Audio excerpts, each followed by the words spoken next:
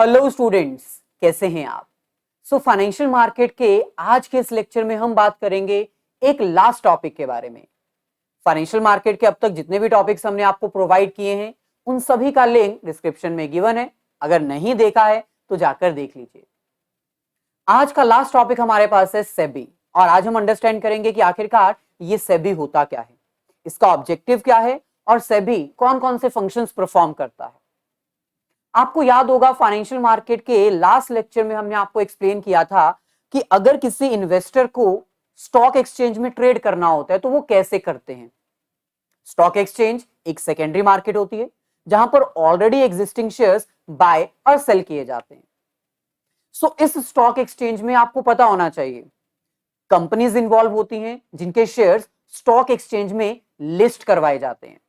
इसमें वो investors involve होते हैं जिन्होंने फर्स्ट टाइम सिक्योरिटीज परचेज करी होती है। इसमें वो वाले इन्वेस्टर्स भी इंवॉल्व होते हैं जो second time second hand shares को परचेज करना चाहते हैं। इसमें वो ब्रोकर्स भी इंवॉल्व होते हैं जो सेकेंड हैंड सिक्योरिटीज में डील करवाते हैं, यानी बाय और सेल करने में मदद करते हैं। और लास्ट, इसमें स्टॉक एक्सचेंज खुद भी इंवॉल्व होता है क्योंकि वही तो सेकेंड हैंड मार्केट में डीलिंग करता है। अब आप खुद सोचो, स्टॉक एक्सचेंज में ये 5 बंदे इंवॉल्व होते हैं, तो क्या बिना किसी रेगुलेशंस के, बिना किसी रूल्स रेगुलेशंस या कोड ऑफ कंडक्ट के ये जो स्टॉक एक्सचेंज है क्या स्मूथली अपना वर्क परफॉर्म कर सकती है? Obviously not.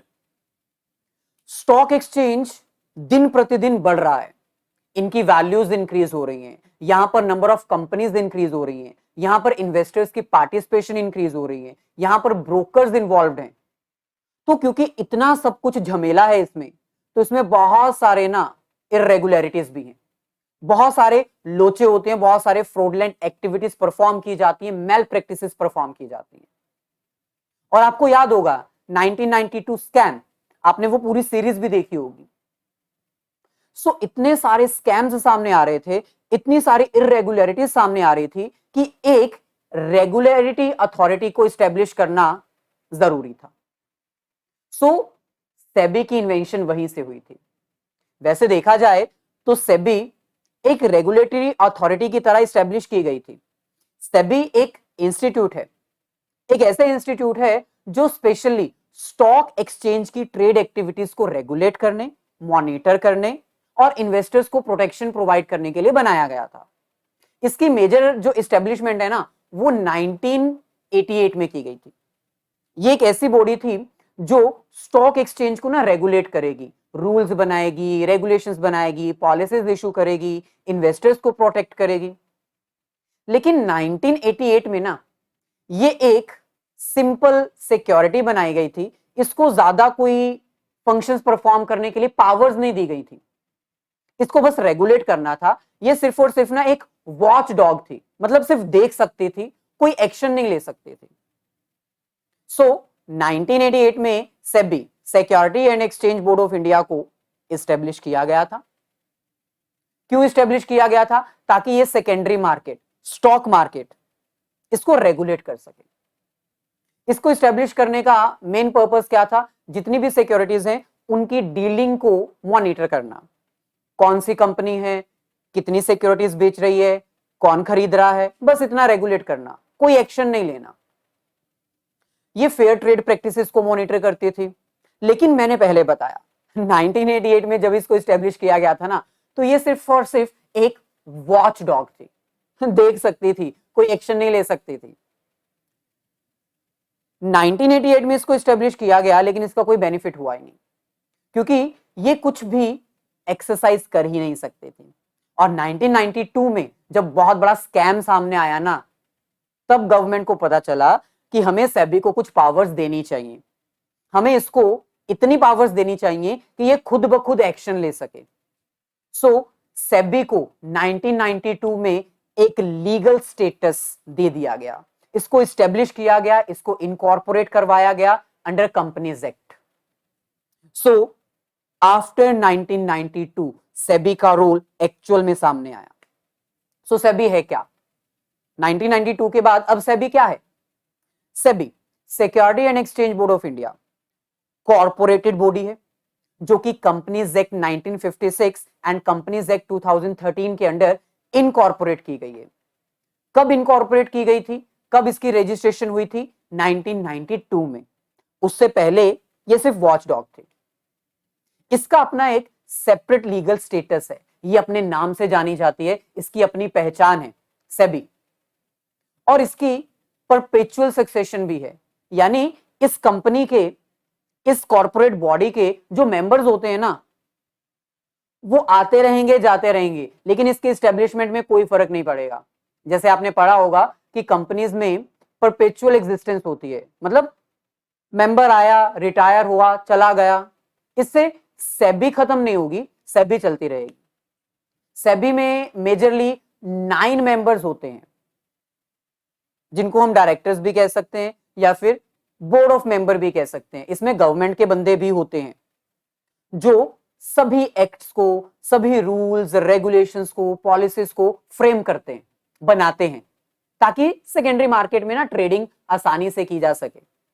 So in short 1988 में स्टेब्लिश हुआ था, लेकिन कोई फायदा नहीं हुआ, सिर्फ वॉचडॉग था। उसके बाद 1992 में जब बहुत बड़ा स्कैम आया, उसके बाद इसको रेगुलरिटी और कंट्रोलिंग और मॉनिटरिंग अथॉरिटीज दी गई, और वो पावर दी गई जिसके थ्रू ये एक्शन ले सकता है। सो 1992 में इसकी एक्चुअल इनकॉर्पोरेशन की गई। अब इसका अपना एक लीगल स्टेटस है और एक सेपरेट एग्जिस्टेंस है, अपने नाम से जानी जाती है, और इसमें मेंबर चाहे आए चाहे मेंबर जाए, कोई फर्क नहीं पड़ता। अगर हम बात करें इसको एस्टेब्लिश किया क्यों गया, जैसे कि मैंने बताया, स्टॉक एक्सचेंज में ना जो नंबर ऑफ पार्टिसिपेंट्स हैं वो कॉन्टिन्यूसली इंक्रीज हो रहे थे, मेंबर्स इंक्रीज हो रहे थे, ट्रेडिंग ट्रांजैक्शंस इंक्रीज हो रही थी, वॉल्यूम्स इंक्रीज हो रही थी। तो क्योंकि स्टॉक एक्सचेंज ग्रो कर रहा था, हमारा स्टॉक एक्सचेंज ग्रो कर रहा था, इसीलिए जैसे जैसे वो इंक्रीज कर रहा था, सामने मैल प्रैक्टिसेस भी आने लगी। लोग जो है वो मिसगाइड करने लगे, फॉल्स स्टेटमेंट्स के थ्रू अपने शेयर्स इश्यू करने लगे, लोगों को झूठ बोलने लगे। सो क्योंकि स्टॉक एक्सचेंज के पार्टिसिपेंट्स इंक्रीज हो रहे थे और दूसरी तरफ मैल प्रैक्टिसेस इंक्रीज हो रही थी, इसलिए सेबी की जरूरत पड़ी। नंबर 2, कंट्रोल मैल प्रैक्टिसेस। अब जैसे जैसे पार्टिसिपेशन इंक्रीज हो रही थी, पार्टिसिपेंट्स बढ़ रहे थे, इन्वेस्टर्स बढ़ रहे थे, कंपनीज बढ़ रही थी, ब्रोकर्स इंक्रीज हो रहे थे, तो मैल प्रैक्टिसेस यानी धोखाधड़ी, फ्रॉड जैसी एक्टिविटीज भी बढ़ रही थी, इसलिए सभी को एस्टेब्लिश किया गया। Reason number 1। Reason number 2, malpractices बढ़ रही थी तो उसको कंट्रोल भी तो करना था, तो इसलिए second reason, to control malpractices. यानी ये जो इरेगुलरिटीज हो रही थी ना, जो डिफरेंट डिफरेंट पार्टीज शेयर्स के प्राइस को कभी बढ़ा देती, कभी कम कर देती, अनऑफिशियल जो प्रीमियम्स हैं वो इशू कर देती, शेयर्स को डिलीवर करने में डिले करती ताकि कुछ बेनिफिट लिया जा सके, डिफरेंट डिफरेंट रूल्स और रेगुलेशंस को वायोलेट करती थी, इन सबको कंट्रोल करने के लिए सेबी को एस्टेब्लिश किया गया। Third reason, rigging the confidence of customers, मतलब कस्टमर्स में एक जो कॉन्फिडेंस जो डाउन हो चुका था उसको रीगेन करना, इंक्रीज करना, क्योंकि कस्टमर्स को यह लगता था, इन्वेस्टर्स, कस्टमर्स मतलब इन्वेस्टर्स, इन्वेस्टर्स को यह लगता था कि अगर हमने पैसा लगाया तो डूब जाएगा, अगर हमने अपना पैसा ब्रोकर को दिया तो ब्रोकर पैसे लेकर भाग जाएगा, क्योंकि ब्रोकर्स जो हैं वो तब रजिस्टर्ड होते ही नहीं थे सेबी से पहले, सेबी आने के बाद स्टॉक ब्रोकर्स को रजिस्टर्ड करवाना पड़ता था। सो सेबी की एस्टेब्लिशमेंट से जो कस्टमर्स के अंदर, जो इन्वेस्टर्स के अंदर कॉन्फिडेंस लूज हो चुका था उसको रीगेन किया गया। जो इन्वेस्टर्स थे, जो कंपनीज थी, वो फॉल्स स्टेटमेंट्स देती थी, कस्टमर्स को फ्रॉडलेंटली अपने शेयर्स बेच देती थी, ज्यादा प्राइस चार्ज करती थी, तो इन सब चीजों से कस्टमर्स का, इन्वेस्टर्स का जो एक मोरल है वो डाउन हो चुका था, उसको रीगेन करने के लिए सेबी एस्टेब्लिश किया गया। तो 3 मेन रीजन क्या है सेबी की एस्टेब्लिशमेंट की हुई थी।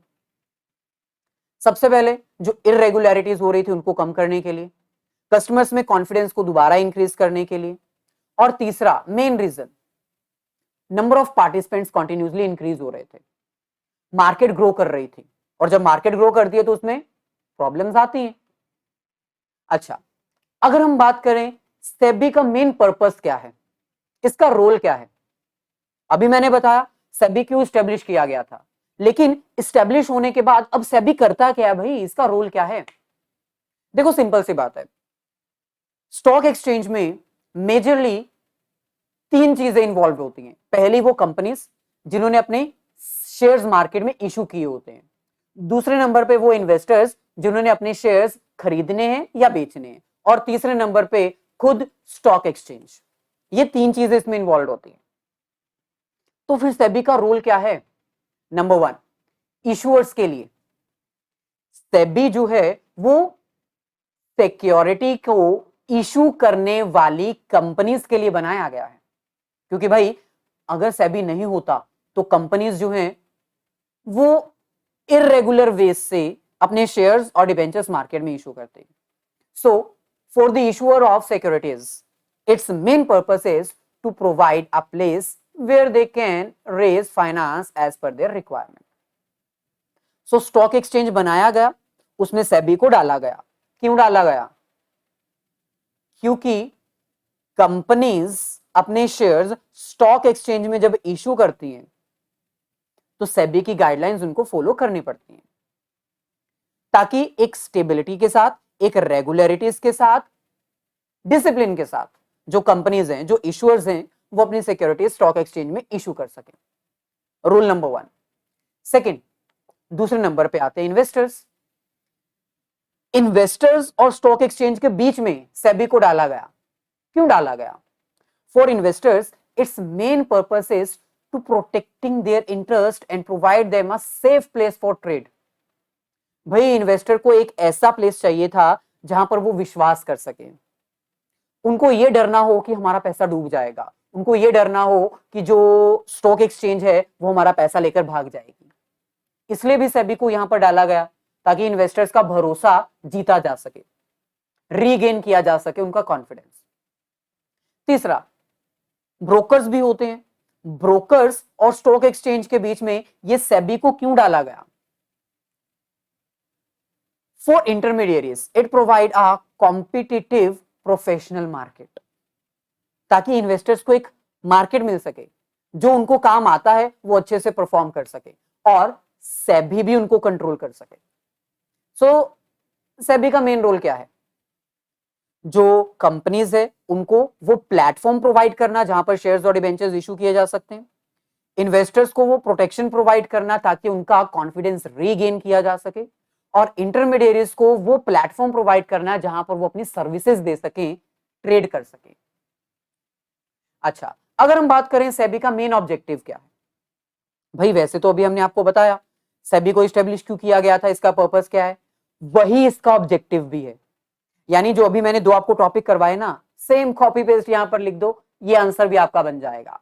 लेकिन अगर थोड़ा डिटेल में जाएं, मेन रीजन, ऑब्जेक्टिव क्या है सेबी का?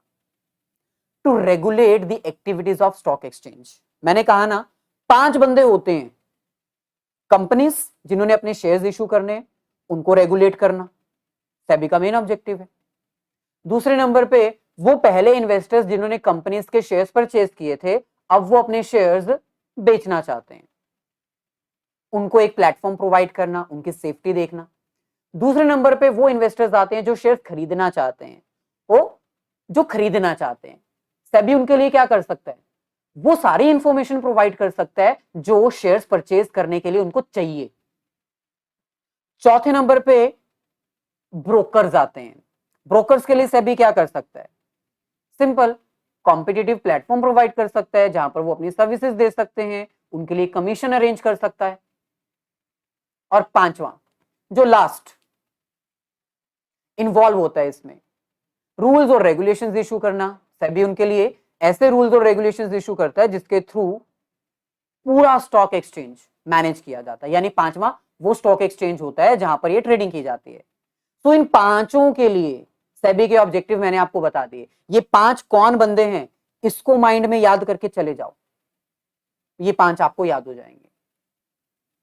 एक बार फिर भी पढ़ लो।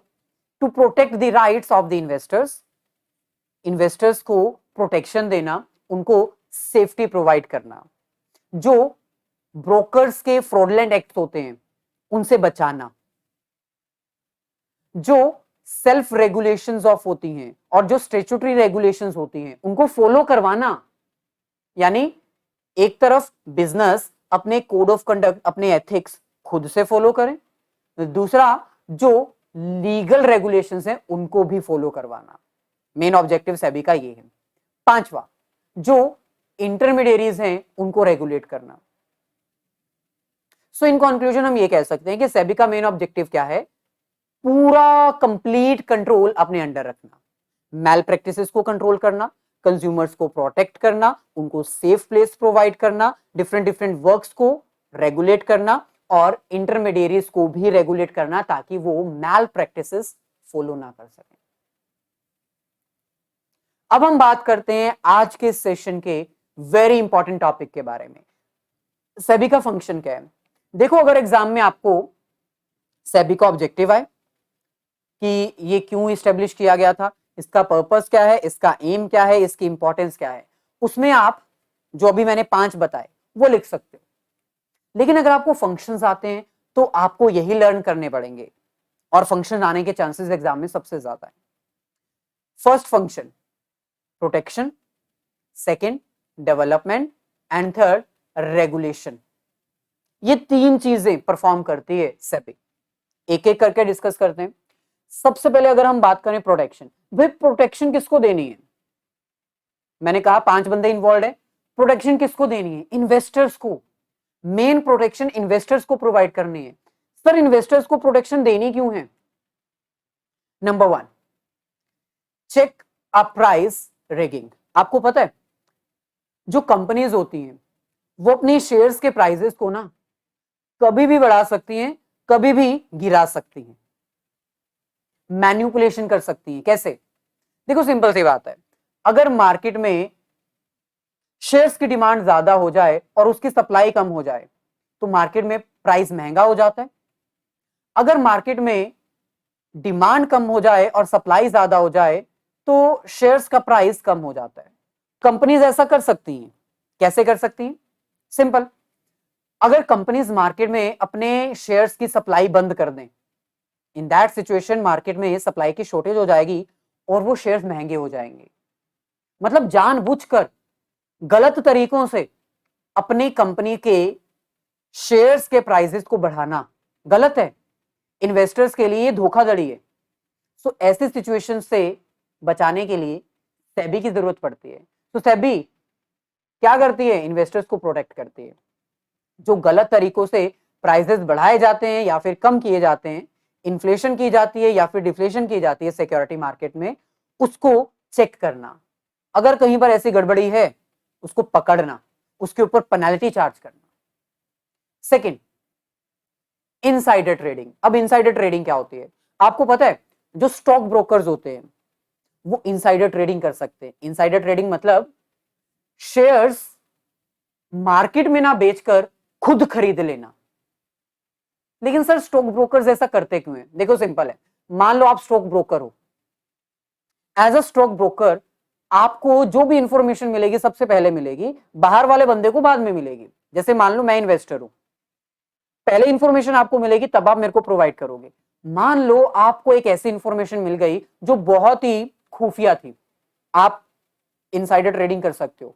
यानी आपको एक ऐसी इंफॉर्मेशन मिल गई जिसमें बेनिफिट है, वो आप इंफॉर्मेशन मेरे को नहीं दे रहे, आप वो इंफॉर्मेशन खुद यूज कर रहे हो, खुद शेयर्स परचेज कर रहे हो और बाद में महंगा जब हो जाएगा शेयर तब मेरे को बेच रहे हो। सो ये एक इनसाइडर ट्रेडिंग है। यानी आप स्टॉक ब्रोकर हो इसलिए आपके पास कोई एक्स्ट्रा इंफॉर्मेशन है और वो आप अपने बेनिफिट के लिए यूज कर रहे हो। ये गलत है। कोई भी स्टॉक ब्रोकर, कोई भी ब्रोकर इनसाइडर ट्रेडिंग नहीं कर सकता। अगर सेबी को पता चल गया तो आपका जो लाइसेंस है वो कैंसिल हो जाएगा या फिर आपके ऊपर पेनल्टी चार्ज की जाएगी, आपको इंप्रिजनमेंट भी हो सकती है। सो इनसाइडर ट्रेडिंग का मतलब होता है खुद ही शेयर्स परचेज कर लेना। आपको पता है कि जो भी स्टॉक ब्रोकर्स होते हैं उनके पास बहुत सारी ऐसी इंफॉर्मेशन होती है जो बाहर के लोगों को अवेलेबल नहीं होती। फॉर एग्जाम्पल, अगर कोई कंपनी अपने बोनस शेयर्स इशू करने वाली है, आपको पता है, मेरे को नहीं पता, तो आप क्या करोगे? फटाफट मार्केट में जाओगे, शेयर्स परचेज कर लोगे ताकि आपको बोनस शेयर मिल जाए। जिसका बेनिफिट आपको होगा। तो ये गलत है, आप इनसाइडर ट्रेडिंग नहीं कर सकते, ये इन्वेस्टर के लिए एक मैल प्रैक्टिसेस की तरह है। सो इनसाइडर ट्रेडिंग से बचाना भी प्रोटेक्टिव फंक्शन के अंडर आता है। Next, prohibits fraudulent and unfair trade practices. अब सेबी जो है उसका और क्या है फंक्शन, एज अ प्रोटेक्शन वो क्या करता है, जितने भी मिसलीडिंग और फॉल्स स्टेटमेंट्स होती है उसको इन्वेस्टिगेट करता है। जैसे मान लो किसी कंपनी ने कह दिया कि हम आने वाले समय में डिविडेंड देंगे, लेकिन वो डिविडेंड दे नहीं रहे हैं, बस अनाउंस कर रहे हैं लेकिन डिविडेंड दे नहीं रहे, तो ये गलत है। कोई भी कंपनी कहने के बाद मुकर नहीं सकती, वो ये नहीं कह सकती कि हम डिविडेंड नहीं दे रहे हैं, अनाउंस कर दिया तो दो। क्योंकि कई बार कंपनीज क्या करती हैं, वो जानबूझकर डिविडेंड अनाउंस कर देती हैं, जब शेयर्स बिक जाते हैं तब वो डिविडेंड देती नहीं है, प्रॉफिट देती नहीं है, तो ये गलत है। सो इससे भी बचाता है सेबी, प्रोटेक्ट करता है इन्वेस्टर्स को। Fourth, educate investors. इन्वेस्टर्स जो होते हैं ना, उनको जो भी इंफॉर्मेशन चाहिए वो स्टॉक एक्सचेंज में मिल जाती है, लेकिन सेबी इन्वेस्टर्स को एजुकेट करता है, क्योंकि इन्वेस्टर्स के पास हो सकता है कई बार सारी जानकारी नहीं होती, वो इतने ज्यादा पढ़े लिखे नहीं होते। कुछ बंदे ऐसे होते हैं जिनके पास पैसा तो बहुत होता है लेकिन उनको स्टॉक मार्केट की नॉलेज नहीं होती है। तो सेबी वहां पर डिफरेंट डिफरेंट कैंप्स अरेंज करता है, डिफरेंट डिफरेंट इंफॉर्मेशन सप्लाई करता है, ताकि ज्यादा से ज्यादा इन्वेस्टर्स को समझाया जा सके, उनको बताया जा सके, ताकि इन्वेस्टर्स अपना डिसीजन खुद ले सके। क्योंकि मान लो आप इन्वेस्टर हो, मैं ब्रोकर हूं, क्या आप आंख बंद करके मेरे ऊपर भरोसा कर लोगे? नहीं, आपको थोड़ी बहुत नॉलेज खुद भी होनी चाहिए। तो सेबी आपको वो सारी इंफॉर्मेशन प्रोवाइड करता है, different different journals, different different magazines, different different news articles में वो सारी जानकारी देता है। Next, fair practices and code of conduct. SEBI जो है वो इन्वेस्टर्स को प्रोटेक्ट करने के लिए रेगुलर बेसिस के ऊपर चेक करता है कि क्या कुछ गलत तो नहीं हो रहा, जो भी परफॉर्म किया जा रहा है वो कोड ऑफ कंडक्ट के अंदर है ना। कोड ऑफ कंडक्ट मतलब रूल्स और रेगुलेशंस, यहां पर कोड ऑफ कंडक्ट का मतलब होता है रूल्स एंड रेगुलेशंस। सो सेबी बहुत सारे रूल्स और रेगुलेशंस देखता रहता है, बनाता रहता है, ताकि इन्वेस्टर्स को प्रोटेक्ट किया जा सके। जैसे फॉर एग्जांपल सेबी जो है वो गाइडलाइंस इशू कर सकता है, इवन उसने इशू की भी हुई है। सेबी ने कहा हुआ है कि कोई भी कंपनी अपने डिबेंचर होल्डर्स को इंटरेस्ट मिड टर्म में जाकर चेंज नहीं कर सकती। जैसे फॉर एग्जांपल मैंने आपको डिबेंचर्स इशू किए ये कहकर कि मैं आपको 15% इंटरेस्ट दूंगा, बाद में मैंने कहा नहीं भाई 15 नहीं, मैं 10 दूंगा, ऐसा नहीं कर सकते। अगर किया तो फिर जेल हो सकती है, पेनल्टी हो सकती है। इनसाइडर ट्रेडिंग नहीं कर सकते। सेबी जो है वो फाइन्स और इंप्रिजनमेंट कर सकती है, यानी सजा भी सुना सकती है, फाइन्स भी चार्ज कर सकती है, यानी इन्वेस्टर्स को प्रोटेक्ट करने के लिए वो ये सारे फंक्शंस परफॉर्म कर सकती है। अच्छा, अब हम बात करते हैं डेवलपमेंट फंक्शन। डेवलपमेंट फंक्शंस कौन से होते हैं? डेवलपमेंट फंक्शंस यानी ऐसे फंक्शंस जो सेबी परफॉर्म करती है स्टॉक एक्सचेंज को डेवलप करने के लिए। जैसे आपको याद होगा पहले स्टॉक एक्सचेंज में ऑन द फ्लोर ट्रेडिंग होती थी, यानी आपको स्टॉक एक्सचेंज में विजिट करना पड़ता था फिजिकली और फिर जाकर ट्रेडिंग होती थी। आपने अगर 1992 स्कैम सीरीज देखी होगी तो वहां पर आपने देखा होगा कैसे स्टॉक ब्रोकर्स जो है वो फ्लोर पर जाते थे, आवाजें लगाते थे, बताते थे इतना इतना हो गया, ये इतना प्राइस रह गया, ऑन द फ्लोर होती थी। लेकिन अब सेबी जो है उसको डेवलप कर रहा है। सेबी ने इंटरनेट ट्रेडिंग स्टार्ट कर दी है, ऑनलाइन ट्रेडिंग स्टार्ट हो चुकी है, जो बड़ी बड़ी स्क्रीन आपको दिखती है, जो मोबाइल एप्स आपको दिखती हैं, वहां पर ट्रेडिंग कर सकते हो, ऑनलाइन ट्रेडिंग, डीमैट अकाउंट्स। सो ये कुछ ऐसे फंक्शंस है जो सेबी ने परफॉर्म किए हैं स्टॉक एक्सचेंज को डेवलप करने के लिए। सो डेवलपमेंट फंक्शंस यानी ऐसे फंक्शंस जिसके थ्रू सेबी स्टॉक एक्सचेंज में डिफरेंट डिफरेंट प्रैक्टिसेस फॉलो करते हैं ताकि उसको डेवलप किया जा सके। जैसे वो अपने स्टॉक ब्रोकर्स को ट्रेनिंग प्रोवाइड करता है, उनको बताता है कि कैसे आपको ब्रोकरेज चार्ज करनी है, कैसे आपको ट्रेडिंग करनी है, मैल प्रैक्टिसेस फॉलो नहीं करनी है, उसकी प्रॉपर ट्रेनिंग देता है। इसके अलावा SEBI tries to promote activities of stock exchange by adopting flexible and adoptable approach. मतलब सेबी जो है वो स्ट्रिक्ट रूल्स पास नहीं करता है, मतलब एक रूल पास कर दिया वो जिंदगी भर के लिए ऐसा ही रहेगा, जरूरी नहीं है। जरूरत पड़ने पर सेबी अपने रूल्स और रेगुलेशंस चेंज भी करता है। ऑनलाइन सिस्टम डेवलप करना ताकि घर बैठे आराम से ट्रेडिंग की जा सके, अंडरराइटिंग की कॉस्ट कम कर देना, ट्रांसपोर्टेशन की कॉस्ट कम कर देना, initial public offer primary market के थ्रू स्टॉक एक्सचेंज में स्टार्ट करवा देना। आपको पता होना चाहिए इनिशियल पब्लिक ऑफर जो है वो प्राइमरी मार्केट का हिस्सा होता था, लेकिन अब स्टॉक एक्सचेंज में भी हो चुका है। सो ये भी क्या है, डेवलपमेंट फंक्शन सेबी ने ये डेवलप किया है।